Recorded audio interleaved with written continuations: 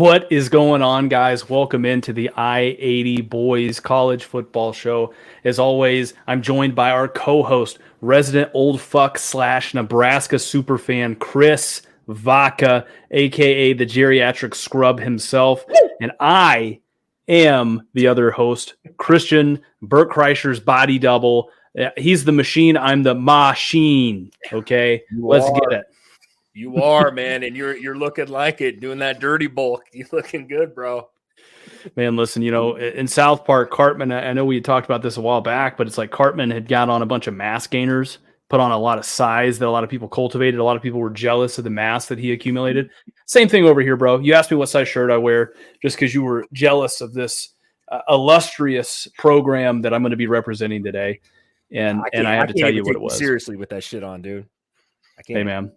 Sometimes good looks blinding. Yeah, well, that's to be desired. But here we are. So, what do you want to get into, Christian, today? What do we want to talk about today? Guessing that you have this Iowa shit on, I think you're coming with something here, some topic here that is pretty controversial, I bet. Man, I'm hoping you pull a magic mic and you take it all off over there. And by that, I mean you've got some Nebraska stuff on to kind of help make me not look so ridiculous. Yeah. Over here and all this get up. Yeah, I think what we need to get into here is the Nebraska-Iowa rivalry, okay? Now, this is the reason why we originally thought about it. We're sort of breaking this down. We're going to kind of get to this well in advance. To me, there was a game that was played this Sunday, if I'm not mistaken, in college basketball, and it had a very surprising outcome to it. For those that don't know, I am a Georgia fan. Chris is a huge Nebraska fan. I decided to kind of help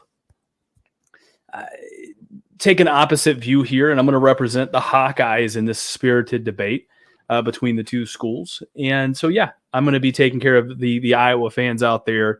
And so, yeah, let's go Hawks.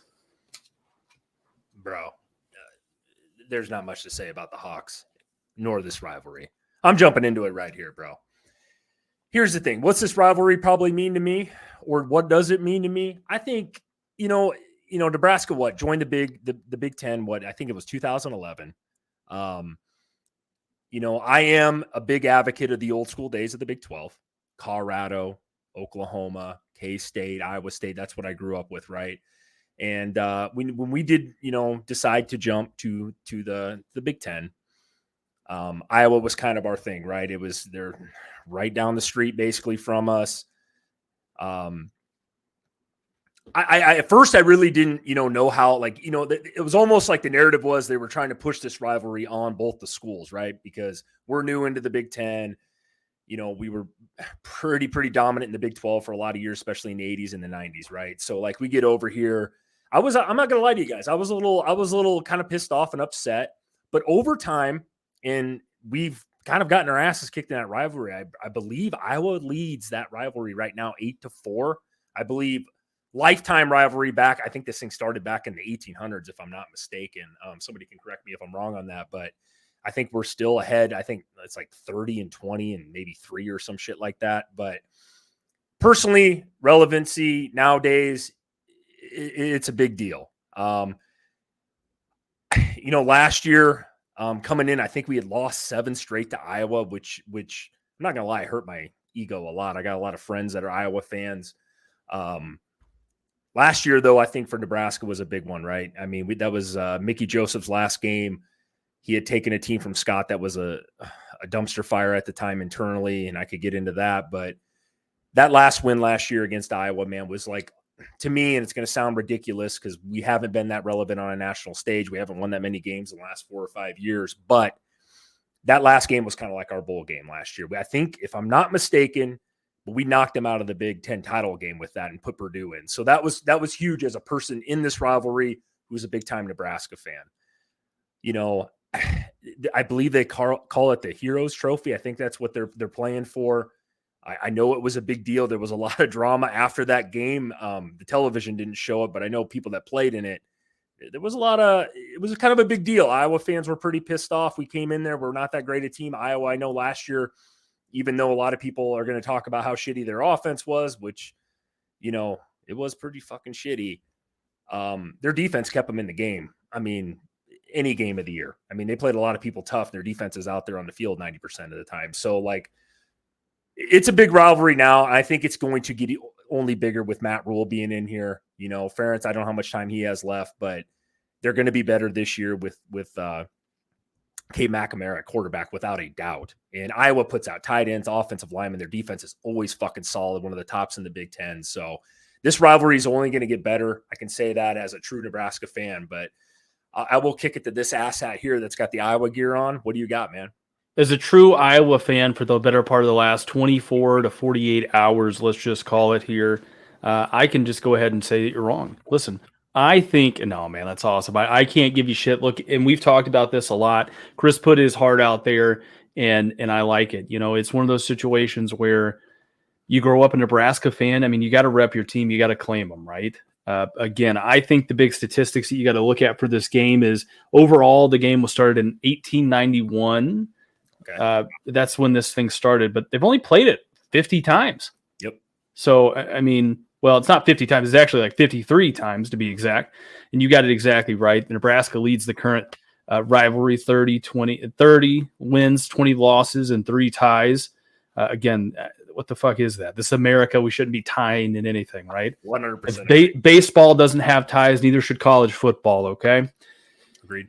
All right. Now, Nebraska, interestingly enough, they own the longest winning streak at 8, and that was from 31 to 41, so a 10-year period there. And then they also have the largest margin of victory, 57-0. That's got to feel good. Yeah, no, it does. I think those probably came way back in the day, though. I'd be curious about that last stat you just brought up there, since you're a stat whore, 50 whatever to nothing. I do know that 8-game win streak. I was not around, even though I am a geriatric fuck, as you call me. I was not around for that time, Christian. No, it is God only knows. I was going to say, look, 1891. You said you graduated high school back in 91, bro. I'm a little curious now as to what generation you meant there. And it's okay. I mean, you don't have to be spot on with it. Look, let's look at this. This is something else, and I'll kind of, on the backdrop of that, I'll look up what year that was just in case for you. Mm-hmm. You know, here's the reality situation. Nebraska did win last year, 24-17. The seasons were completely different for each other. And I like it because as bad as Nebraska's offense was last year, as bad as Iowa's offense was last year, Nebraska's defense was equally as terrible. So it was a good matchup through and through, if you ask me.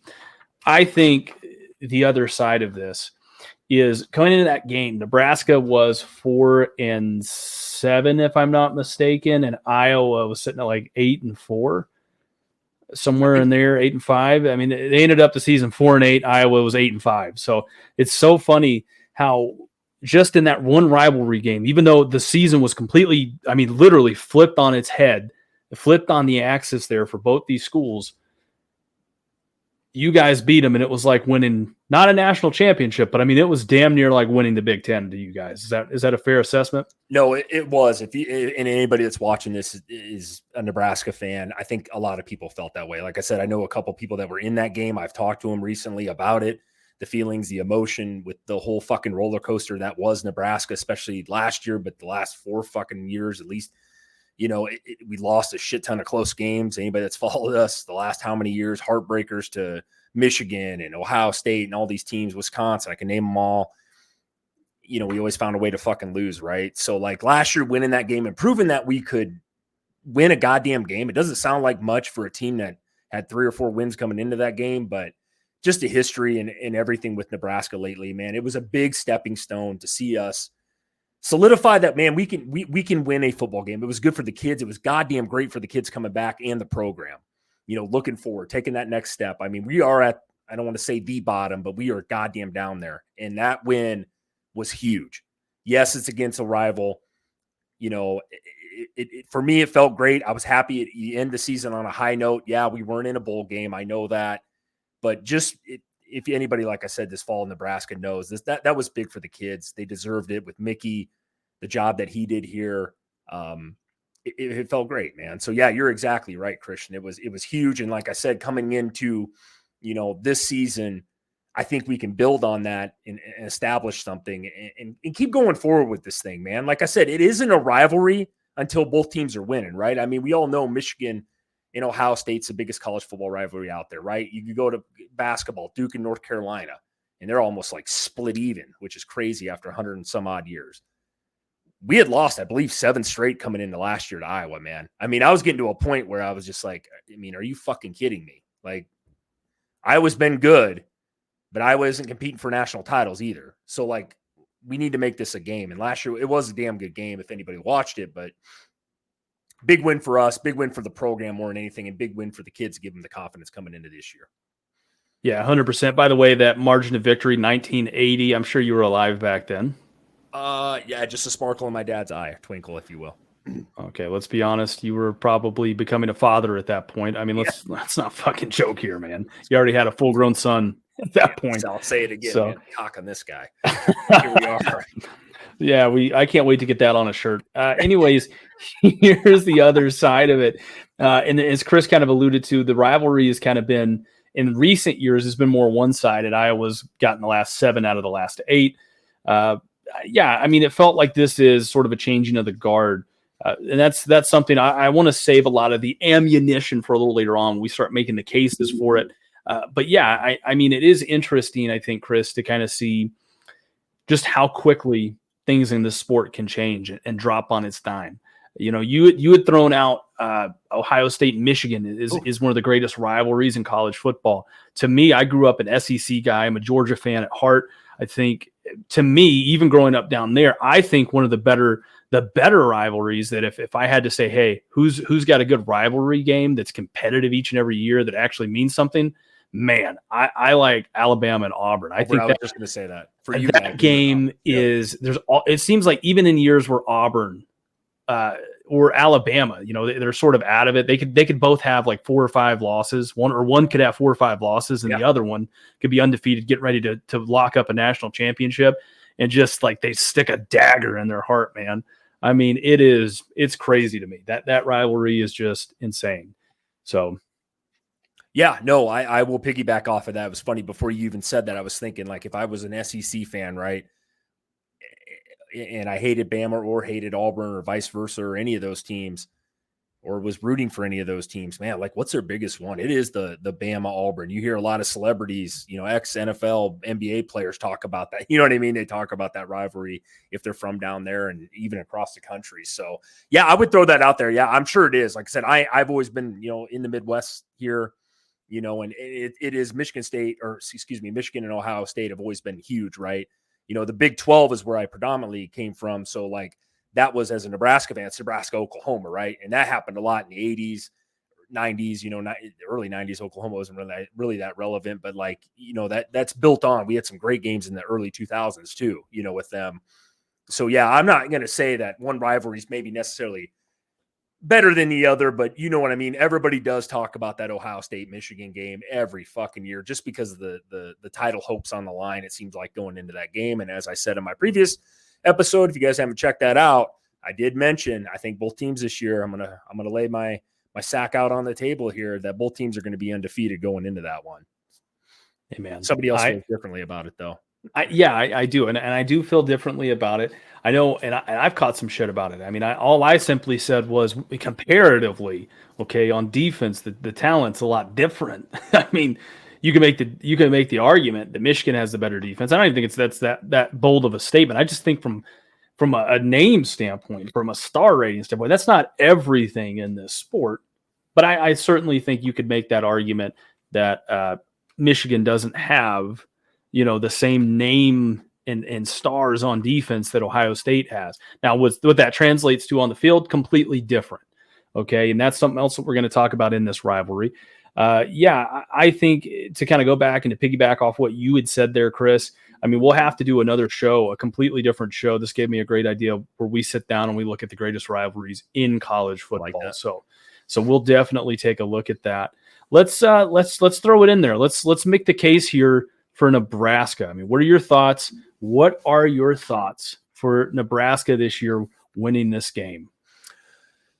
I think, and this is, like I said, this isn't a hot take. Like I said, I am a Nebraska fan, as we've stated a million times. I think Nebraska wins this. It is at home. I know home doesn't mean much in our Memorial Stadium as of late, but I think with the players that we are returning on offense, right? I truly, truly believe here at home with Casey Thompson coming back another year under the belt as the Nebraska quarterback. That's not a clear-cut thing yet. You know, everybody's going to bring up Jeff Sims, and he's a hell of an athlete, I believe, from Georgia Tech coming over. But, like, with Grant, A.J. Allen coming back off the injury at running back, we got Washington back. We got a few other guys on offense that are coming back and returning. I believe against Iowa's defense, who I do think Iowa's defense is going to be fucking crazy good again. They seem to be that way always in the top 3 or 4, it seems like, in the Big Ten every year. But I think we can compete on that level, right?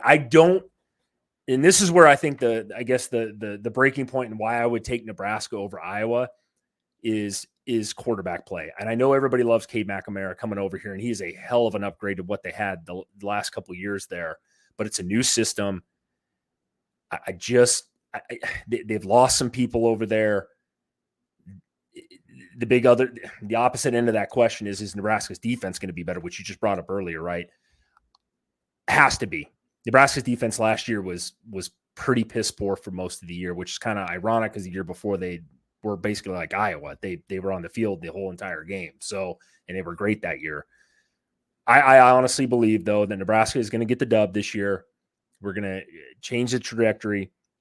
Does that mean that Nebraska gets into the Big Ten title game? I think it might come down to these two teams at the very end of the year around Thanksgiving, but I do think we get this one. I would like to hear from a true Iowa fan like yourself. What's your rebuttal here? Well, first of all, let's just go ahead and say this. I mean, look, you gonna prove me wrong here with all your stats and your info? Look, I'll be fair. I'll be fair with you. I'm going to wing this here. My stats only go one way here. Here's the reality of the situation. You say true, right? I do work in Iowa, so I have to defend the Iowans. Okay, here. This is the battle of I-80 right here, because I-80, if you don't know this, runs right through the heart of Nebraska and Iowa. Also, the majority of the U.S. as well. But that doesn't matter, because this is the heart of the U.S. right here, okay? Fuck. Listen. I'm listening. I've called, and what's had me so busy over here, Chris, is I've called several retirement homes and tried to put out a lot of fires since your ass escaped and broke curfew to be on this podcast, okay? Jesus. Yeah, I'm a tough son bitch to catch, bro. Let's take a look at it. This is why I'm so high on him. I mean, you look at what this is a projected roster here for what Nebraska is going to look like. Okay, yep. They're going to bring back some really good talent here. You get Marcus Washington who transferred in last year from Texas.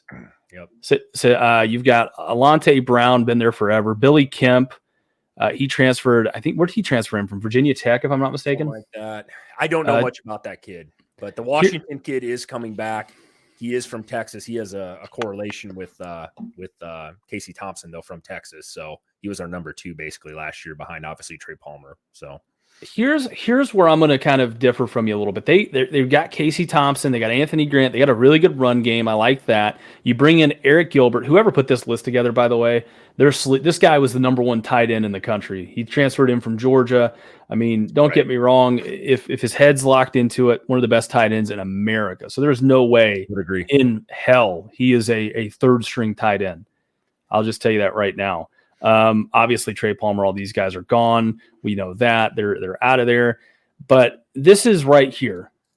This is the question mark that you there's some names that have been around forever. This kid Newley, if I'm not mistaken, I think he popped one of their guys here. I think popped for oh Lord, what am I trying to say? PEDs last year. Yeah. Yep. And, couldn't play. All of these guys, Ben Hart, Corcoran, Prohaska, they've been in this program forever. I mean, they just have been around forever. So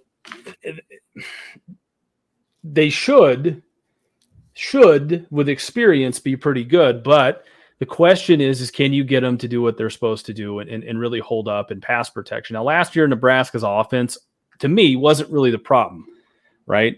The problem was on defense. Now they go out and they get MJ Sherman, an edge rusher.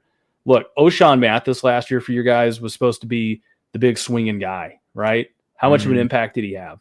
Not much at all. That and Nelson.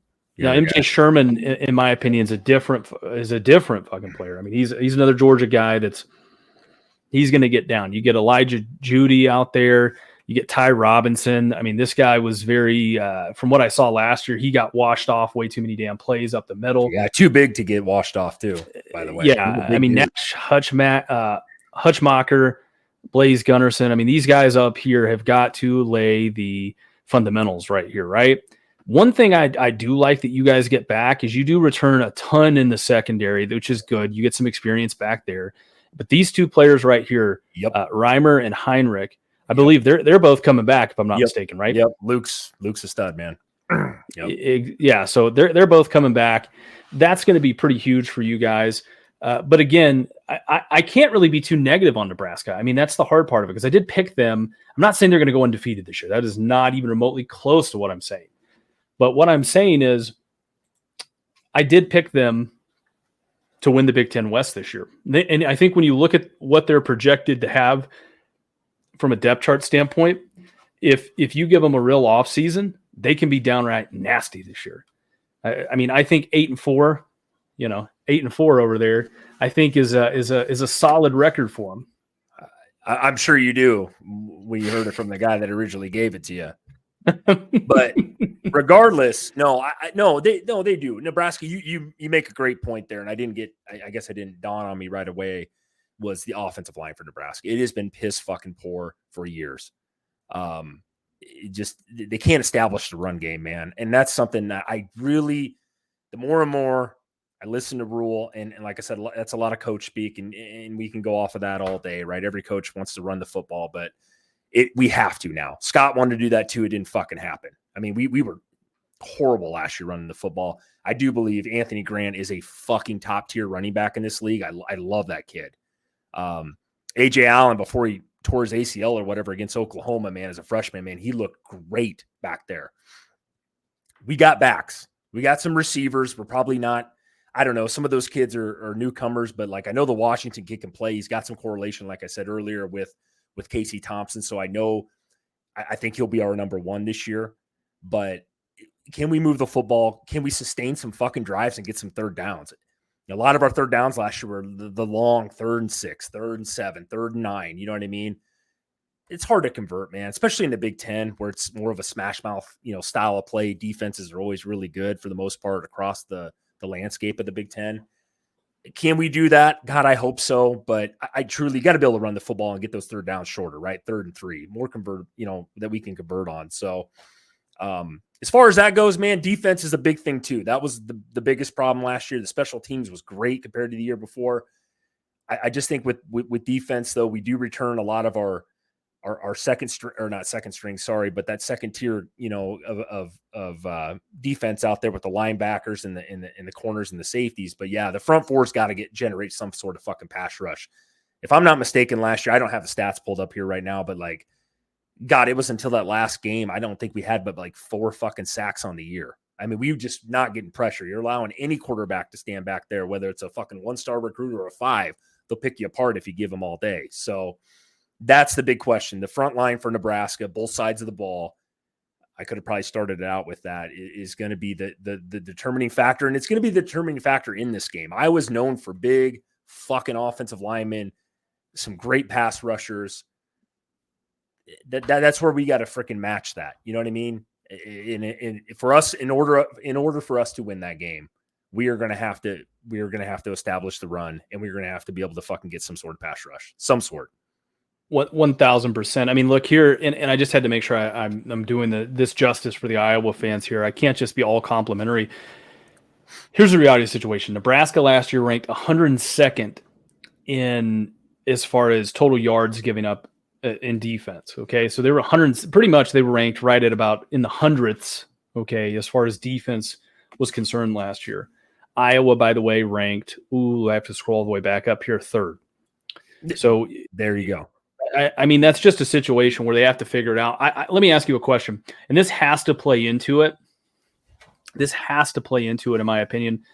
What's your thoughts on the coaching standpoint there? I mean, you and I both talked about that when we broke down Michigan, Ohio State. I mean, I think we can both agree right now Harbaugh is the better coach, and that, although Ohio State has the better talent, in that argument, you're pretty much saying, hey, the better coach always, not always, but more likely is favored to win. So would you or would you not agree that Ferentz is the better coach in this rivalry compared to Rule, even though he is a newcomer and he has done, he's had some good seasons at this level? What do you think? Man, that is a really good question, and I wholeheartedly agree with you.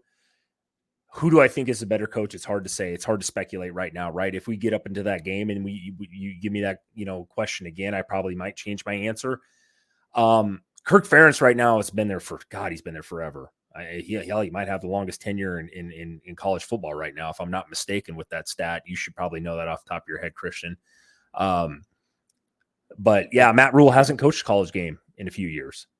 So I'm going to give the edge to the guy that's been there, and I'll give it to the guy in Iowa. He knows his program. He knows his kids. Kirk has kind of probably been on the hot seat maybe a little bit. I've heard a lot of rumblings. Iowa fans are getting tired of being complacent. He needs to evolve with today's passing game a little bit more, right? But I'm going to give the edge right now to them on that. And that's where this game, it does come down to, like I said, I really, truly believe, and I'm not saying Matt Rule can't do it. I'm not saying we've seen first-year coaches come in and freaking kick ass their first year. That's happened. But the good thing about this game is the last game of the season, regular season. So like Nebraska might be a different team than what we see from the beginning of the season, kind of like last year, right? Iowa, they flip-flop kind of. Like I said, knocking them out of the Big Ten, championship game was huge for Nebraska fans, right? So, but to answer your question, they probably got the better coach. I still see Nebraska, though. I don't think like Kirk Ferentz is like an upper echelon of coaches anymore. I used to kind of think that he was, but the game has changed in college football, Christian. You know this. Matt Rule could easily be the better coach by then, but like I said, he just hadn't coached any games here, so we don't know, and that's a question mark.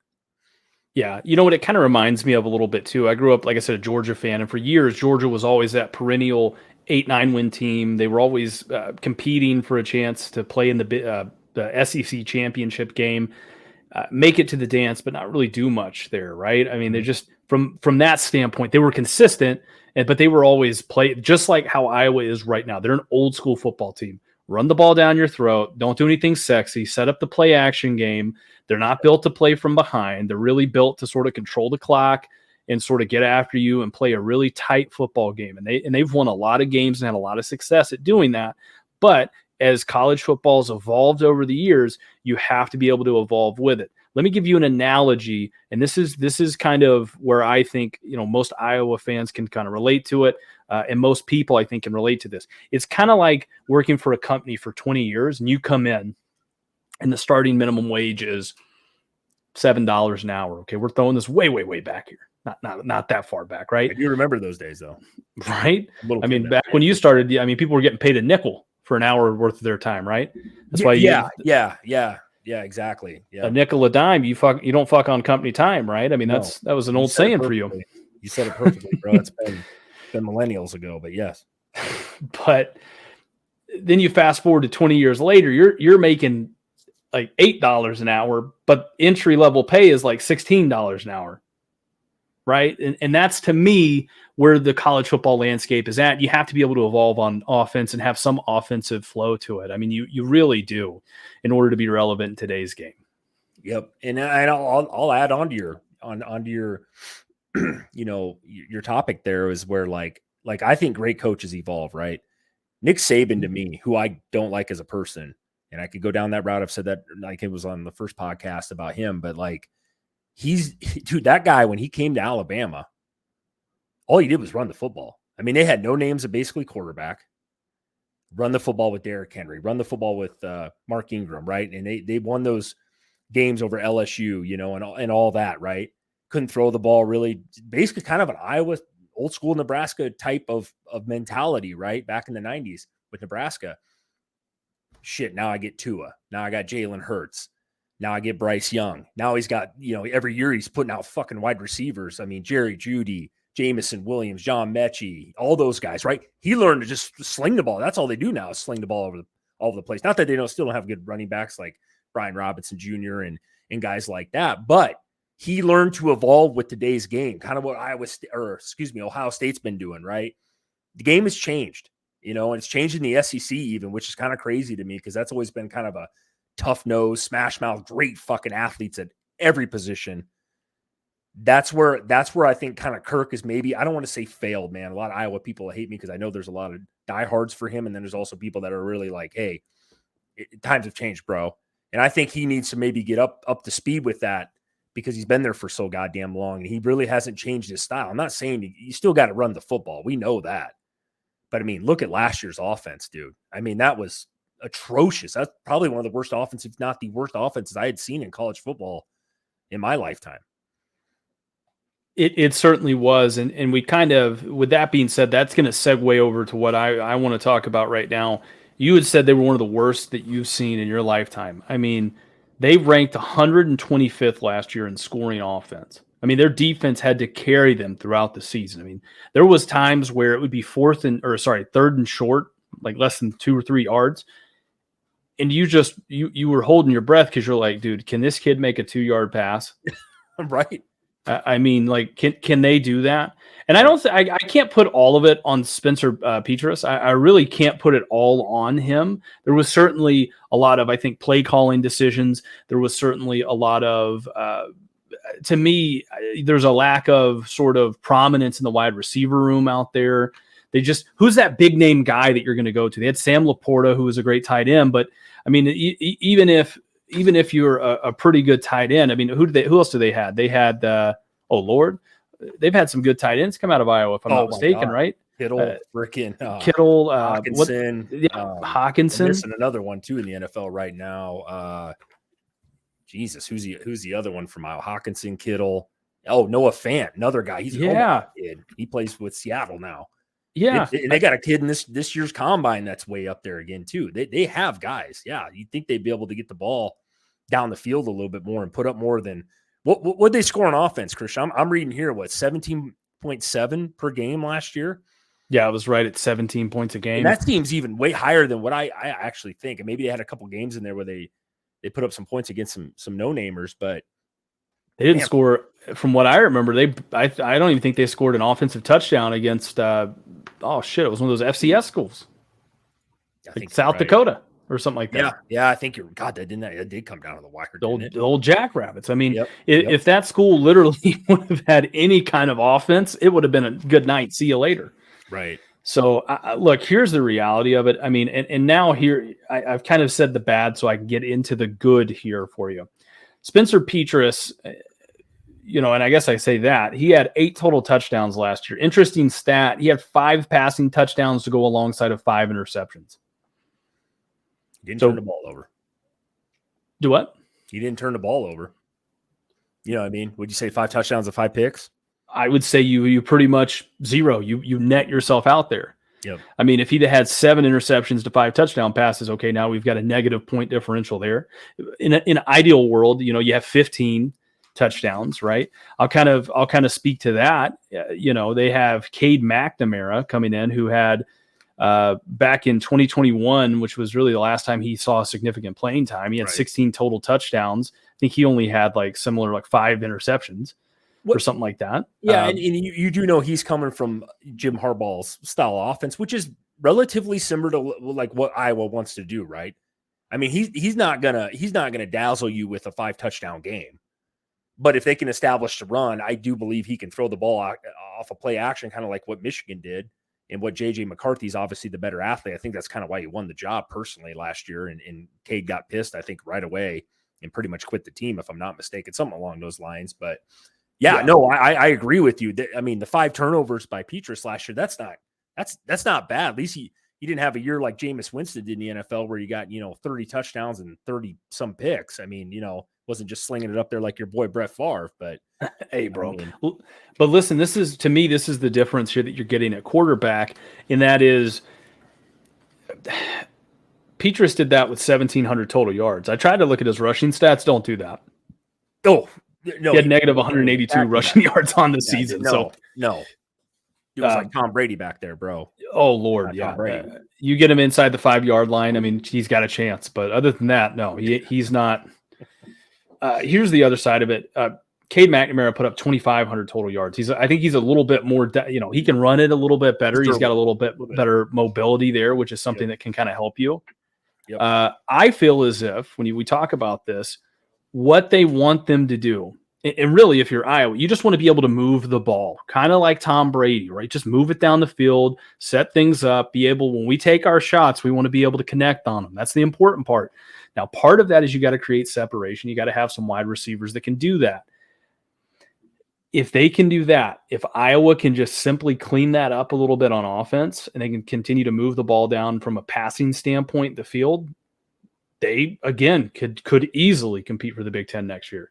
I don't know if even the best case scenario for Iowa next year, and this hurts me to say because I'm representing the Hawks here, I don't know if I could even say, hey, I think they could make it to a Big Ten championship game. 100% I think they could. But could they beat Ohio State or Michigan with their current roster? And I think that's the tough spot. I mean, man, wouldn't it be cool to see Cade McNamara and the Iowa Hawkeyes next year go up against Michigan in the Big Ten championship game? That would be a storyline that I would only have to believe that would be scripted for that to happen. Well, and that's the thing. And a couple on top of that with you, Christian, like Iowa doesn't really play anybody regular season schedule wise, right? I mean, you're looking at what, Utah State, Iowa State, Western Michigan, Penn State to start off the first four. I mean, it's not to dig into schedules, but I mean, it's just, they don't play anybody. They don't play an Ohio State or a Michigan or anybody even the non-conference. You know what I mean? They don't have that. So they could easily be up to that Nebraska game, 1 or 2 loss. It could be undefeated. Hell, who knows? Same with Nebraska, right? I mean, that west side of the fucking division is, I don't want to say trash, but it's just really, really weak compared to the East. So, Penn State will be a questionable game there. We don't know. We haven't talked in. We'll probably dig deeper into that in further podcast here, but like, I was going to be fine this year. And if somebody told me, hey, I think I saw something in the comment section about Iowa, it's like, yeah, they definitely could be in the Big Ten title game. Absolutely. I'm not writing them off. Yeah, 100%. I mean, they're bringing back tight end. They lost Sam Laporta, but they're bringing back, their second leading receiver, who was a tight end, Luke Lackey. If I'm saying that right. So that's going to be good for them. I mean, for sure. They also are bringing in, they've got at the tight end position, they've got Eric All, who's transferring in from Michigan. He was a guy who ended up having 3 catches, 36 yards, no touchdowns last year. Again, what the hell's up with these Michigan guys? I mean, just transferring over to Iowa. I like it. I mean, that's probably somebody that Cade McNamara has got a little bit of rapport with, and chances are that'll kind of help bode well for him. Okay, on the same side of that, when we're looking here at the wide receiver position, they bring in Seth Anderson from Charleston Southern. He had 612 yards and 7 total touchdowns. Again, Charleston Southern, it's a whole different style of football up here. I always say probably you can expect half the production of that. So expect him to put up probably 3-4 touchdowns this year, maybe have 300-400 yards receiving, right? Who knows? He could come in and probably double that, right? I mean, he could set the world on fire. We're not really sure, given the right opportunity and the right system here. Here's the other thing that if you're an Iowa fan, you've got to be really, really excited about, and that is Caleb Johnson's going to be really special. The Caleb Johnson's going to be really special, in my opinion. He's a freshman running back. Him and LaShawn Williams, they both combined for 1,100 yards and 8 touchdowns last year. They're a team that they want to run the ball down your throat, and they want to pretty much control that clock, control that tempo. Again, they want to pick and choose their spots. There are certain points throughout the game where they're going to try to, it reminds me of Alabama back in the day, just with not as dynamic playmakers on the outside there, right? They want to sort of run the ball. And then in the third quarter, they want to start pretty much play actioning you, rolling out, moving the pocket, and starting to hit those long throws down the field. And I think that's where you really, once you get into a rhythm, you can start to make some things happen. Now, we talk about Iowa, and their bread is buttered on the defensive side of the ball. They are losing Jack Campbell, Lucas Van Ness, Riley Moss, and Kavion Merriweather. Okay, so at every level, they're losing their best pass rusher. They're losing their heart and soul in the middle of the field on defense. They're losing their best cornerback, and they're losing their best safety. Those are huge losses, in my opinion. However, one thing that I can say Iowa does a fantastic job at year in and year out is they do a really good job at reloading and reshuffling. Yes, I mean, again, the name that jumps out to me when I'm looking at this is, really Cooper DeJean. I mean, Cooper DeJean, he's a kid that you see his name pop up a lot when you turn on the film. I also like Logan Lee down here at that defensive tackle spot. I think he's going to be able to kind of step up and kind of help get after the quarterback and kind of help kind of keep that middle solidified there for you. Yeah, no, and the names you're bringing up are very relevant kids. These guys are going to be fine on defense, dude. That's what Iowa does. They reload every year, especially up front on both sides of the ball, man. Like I said, you asked the question, well, how are these Michigan guys coming over? Like I said earlier, man, very similar. Michigan, just a more prolific offense. Same style, you know what I mean? Smash mouth fucking football, big offensive lineman, defensive side of the ball, stay home, believe in your buddy, believe in your teammate.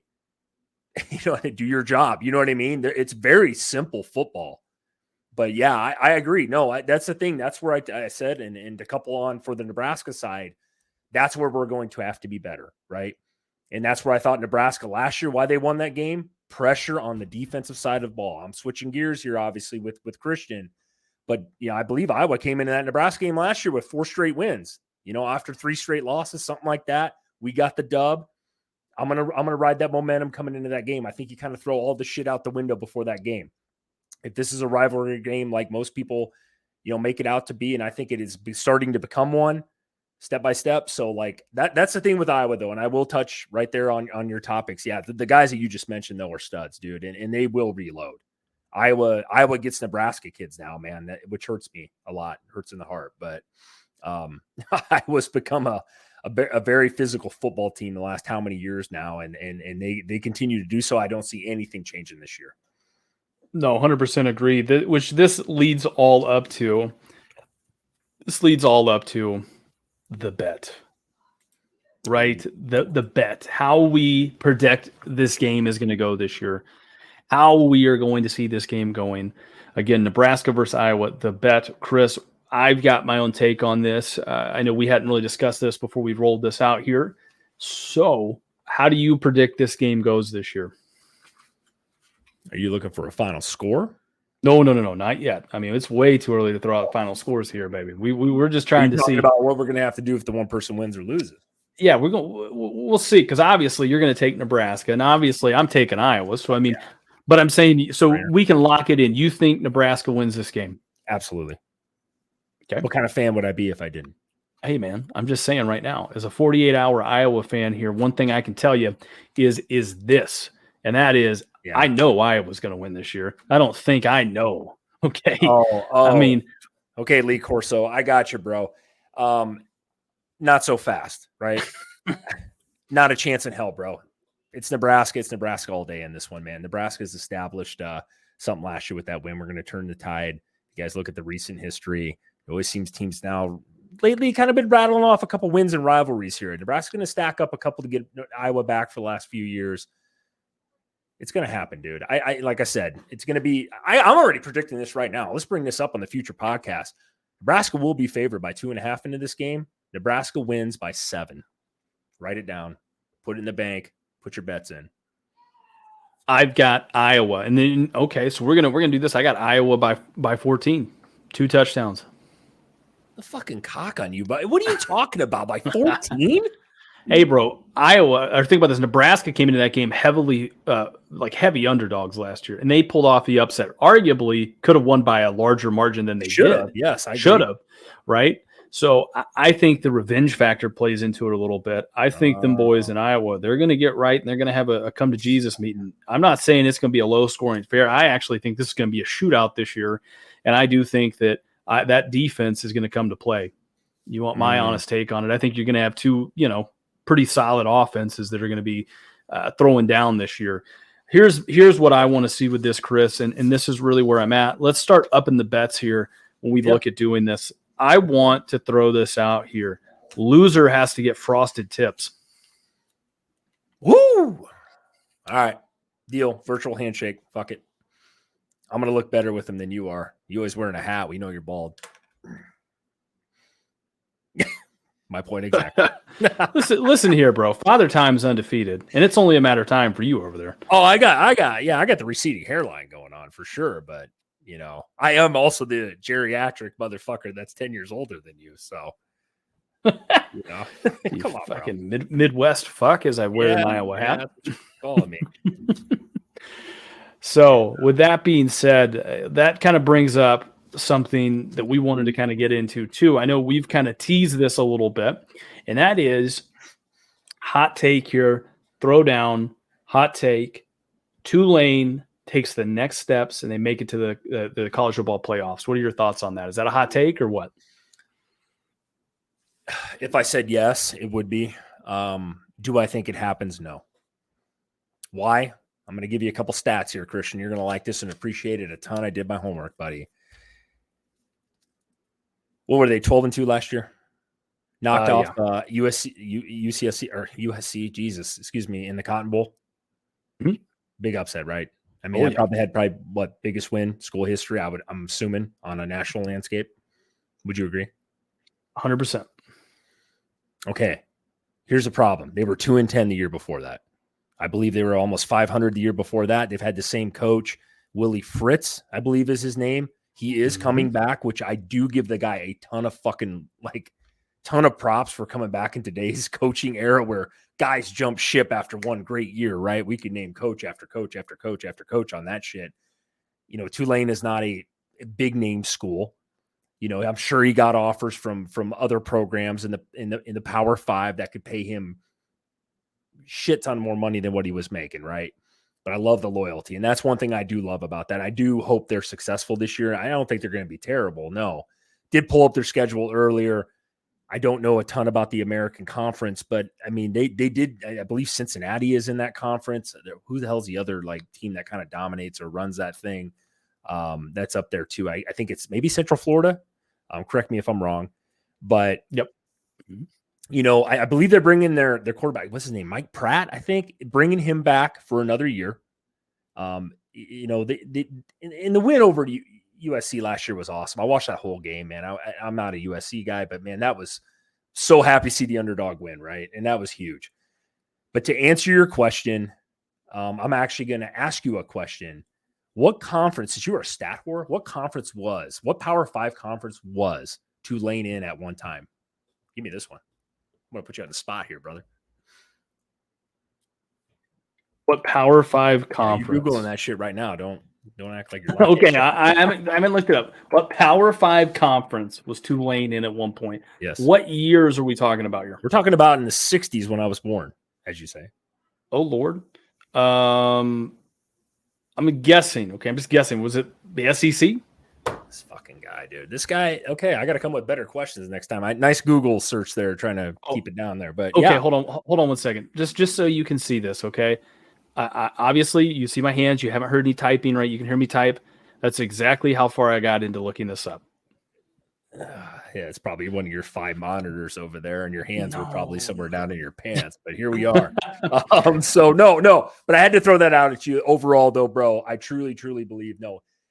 Do they make the playoffs this coming year? No, but I do think I do give them a ton of credit for what they did last year. I love that their head coach didn't leave. I think that is awesome dedication to the school, man. And I think they're going to be good. He just doesn't have a crazy great record before that 10-2 year. That was kind of is that an outlier? You know, that happens sometimes. I think they're going to be competitive within that conference, but Cincinnati is always pretty relevant. Central Florida, we've known over the years, even my boy down there at one time coaching. I do think that it's going to be tough, man. And they did have a hell of a year. 12-2, man. I would die as a Nebraska fan for a 12-2 year. So. Yeah, here's the reality of that situation there, Chris. Like you said, the only reason why I thought that was because I remember Sewanee. I don't even think they are playing football at this. I know they're not playing football at this level anymore. They were one of the founding members of the SEC back in the day. So just an assumption. I know Tulane's out there in Nolans, so they like to get down a little bit. How old guess, though? Hell of a guess. I'll give you that. I just was going off of it. I was like, well, it's either that or like the Big 8 or some crazy shit, right? Mm-hmm. So here's the reality of it. They bring back, and we talk about this a lot. I like it when teams bring back their quarterbacks. Okay. I like it when you can bring back, now they lost, I think, 2 of their better receivers, but they also bring back 2 talented receivers. They bring in some really solid players in the transfer portal. I mean, they quietly had a really good transfer portal. They got players from the likes of Northwestern, Texas A&M, LSU. Okay, they've even brought in, if I'm not mistaken, they even got a 4-star player in their recruiting class. These guys are quietly bringing back some sneakily good players here. Here's the reality of the situation. I think they could run the table. They proved last year that they could play with USC. Now USC didn't have a whole hell of a lot to play for there towards the end of the year, and they were able Williams to did play in that fucking game though. Yeah, they did, and they won a shootout. I think they can, if Willie Fritz can pull off a very Luke Fickell, who you're very, very fond of. I am. Luke Tickle over there at he's at Cincinnati. Now he's jumped ship over at Wisconsin. If they can pull off a season like Cincinnati had back a couple years ago with Desmond Ridder and some of those guys, man, Michael Pratt could be the next Desmond Ridder. Yep. I'm not saying that they win anything of note this year. I'm not saying that they go to the playoffs and they beat a perennial team like Ohio State or Michigan or Alabama or Georgia or anybody like that. Hell no, that's not going to happen. But just to be in that position, to put your program, to run the gauntlet, do everything right, and to be a top 4 team at the end of the year, I mean, it could happen. I mean, look at TCU last year. We didn't think, I mean, arguably, if I probably pulled you before the TCU game and said, who do you think wins, TCU or Michigan? You probably would have told me Michigan all day. Not even close. No, I was firmly standing on that one. Firmly on that one. 100%, dude. That's funny you say that. So that's why I was kind of stuttering there. Like, what are the percentage? What percentage do you think, then, to give you a question here, do you think Tulane makes the playoffs this year? Like, what percentage? Like 5, 10, 15, 25, 30? What do you think? Well, I haven't looked, guy, you know. I haven't looked at this yet. So let's take a look at their schedule, because I can guarantee you right now we are not probably going to do a Tulane schedule roster record prediction, right? So I can just confidently tell you what I'll do. Off the top of the dome, I would probably go with, I give them a, let's see. They start, hold on one second. I would say off the top of the dome, like right now, I could probably go with like a 60% chance of them making the playoffs. Well, I mean, if they have an easy schedule and supposedly you're returning in like a guy that could be a draft pick next year at quarterback, and you bring in some 4-star players and some guys that played at some major D1 schools, man. I mean, and you're playing in that conference. I mean, why would you not? To make the playoffs, so the top 4? Well, that's a little bit much. I mean, okay, let me walk it back a little bit. I mean, what would you say, like Georgia, or let me say this, what would you say like Michigan or Ohio State's chances are to make the playoffs next year? Michigan or Ohio State, like I've been standing, and I hold my wiener on this one. I think that game comes down to that game. That whoever wins that game is going to be in the playoff next year. That's 100% guarantee. I'm saying that right now on air. I know you're sitting there looking around, thinking I'm crazy. But I think whoever wins that game is definitely in the playoffs. So, I mean, I could say 50-50 on that game, right? I do. I truly, truly believe between those two teams in the Big Ten, yeah, I do. Because one of those teams is going to be undefeated at the end of the year. And they're getting in. Tulane, to me, I think they would have to run the table. You got their schedule pulled up right there. Yeah, they can run that. They don't play the Cincinnati, the Central Florida. So, yeah, there's another chance they might be undefeated as well.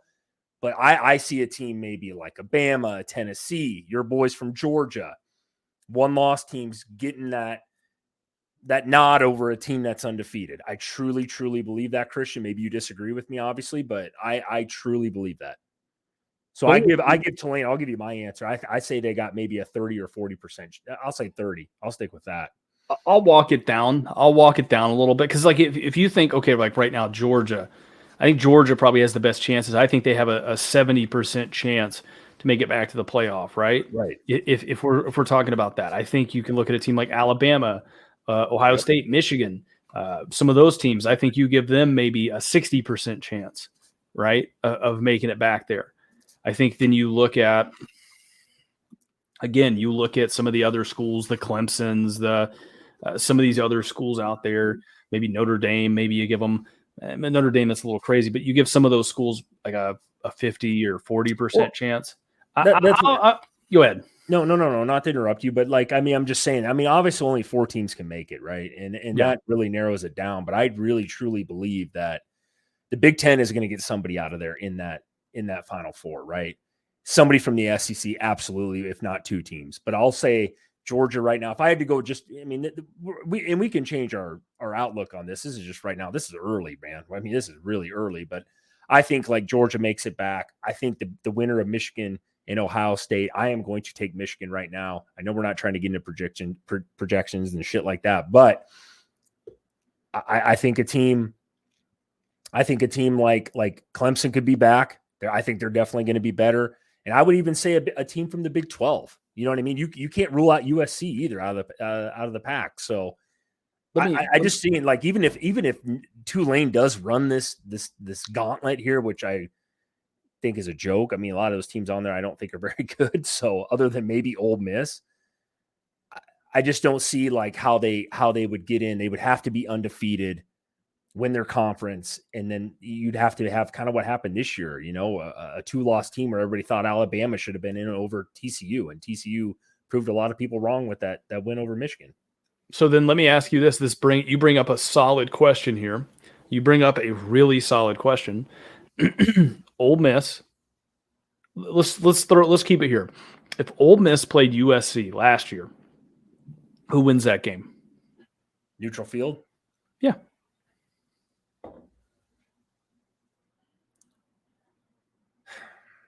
USC. And Tulane beat USC last year on neutral field. So agreed. I mean, I think when oh Lord, hold on one second. They play at home against Ole Miss. Yeah. You don't see that often now, do you? No, you don't, which is kind of, man, that is weird. God, you bring up a really good point there. Yeah, a lot of those teams will be paying them to come play them. Right. So that's a good sign right there for a program. Here's my take on this, and this is what I think. I think when I look at it from this standpoint, I put a hat on and I say, okay, they beat a team that obviously should beat this. Now, college football is weird as fuck, where they'll probably like beat Ole Miss, but then like lose to Rice or somebody crazy like that, right? Yep. To me, I look at this and I say, looking at this schedule, their season comes down to this game right here, September 9th. Versus Ole Miss at home. If you beat them and you run the rest of their, then you have a really solid chance at running the table there. If you lose that game, there is not a prayer in hell that you have to make it to the playoffs.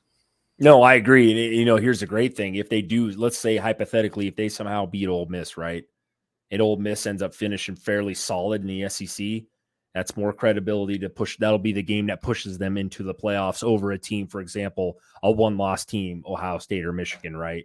Or somebody in the ACC or maybe even an SEC team, right? Outside of Ole Miss. I could see that. Yeah, you're not, no, I it's not a hot take, but I just, goddamn, man. I mean, Tulane, it's not that I don't, like I said, they are returning a starting quarterback. I'm a big advocate of bringing back a quarterback. Bring back your head coach after a 10 or 12-2 season, man. That's fucking impressive. It really is. So, and you beat USC last year. I'm not saying that they're no scrub for a team. It's just to do it again. It's tough, bro. But I mean, just like trying to win a back-to-back, as a national, championship team. Look at your boys, man. That's only been done a couple times. Yeah, 100%. I mean, it really has. I mean, the three-peat, and I said this very early on. I didn't like their chances. I mean, I think Georgia has a puncher's chance. I mean, obviously they've got a better chance than just about anybody else out there to run the table. But yeah, like I said, I think Tulane has a very fair shake at making it to the college football playoff. Just because I feel like at that level, sometimes And it's all relative. I know the thought pattern is, but you're not putting Georgia in that same position. You're not putting Alabama in that same schedule. True. You're putting a team that is kind of around the same as a lot of those guys. They probably have a better quarterback than just about everybody they're going to play. They probably have a little bit better talent on the outside. So the thing to me, when you look at that schedule, they're not playing Houston. They're not playing UCF. They're not playing some of these teams that could be potentially lighting the world on fire right out of the gate. So yeah, it's going to be very interesting to see how all this shakes out. I like Tulane. I think if they kind of keep at it, I mean, there's one of two options that can happen with them. They're either going to turn into Coastal Carolina, right, and they're going to kind of fizzle down the back stretch of things, or they're going to become Cincinnati and they're going to take that next step. Either way, Willie Fritz could be in for a big payday down the road. Yeah. So. I did that dedication from him, man. He's been there for quite a few years, man. That's, you look at his previous record up until then, man, it wasn't like anything crazy. They kind of came out of nowhere last year by him. Like I'm sure he got offered a ton of money to go to one of the Power 5 schools. You know what I mean? You know how that game is played. So kudos to him and coming back and obviously they're keeping their starting quarterback who had actually a really nice season. So Michael Pratt. So yeah, it definitely could happen, Christian. I think this will be one to kind of watch, out throughout the year here. And that was a week 2 against Ole Miss will be a pretty big game in their landscape. So 1,000%. Well, guys, this is actually going to wrap up this episode of the I-80 Boys College Football Show.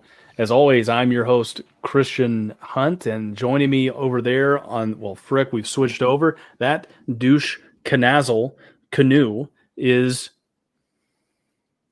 Well, my name is Chris. If you didn't know, I murdered a couple times today, but I am a geriatric scrub, as you've said. And like I said, I appreciate anybody that's tuned in, though, for reals, though. I know we banter back and forth with shit. Christian's a soft little bitch from down south, so I got to take it easy on him most of the time. But I do appreciate everybody, tuning in, watching us. Like I said, throw down in the comments, give us your guys' thoughts, man. We'll definitely respond. We'll talk. And like I said, there's a lot of college football season left to be played. I appreciate everybody that's watching. So thanks again.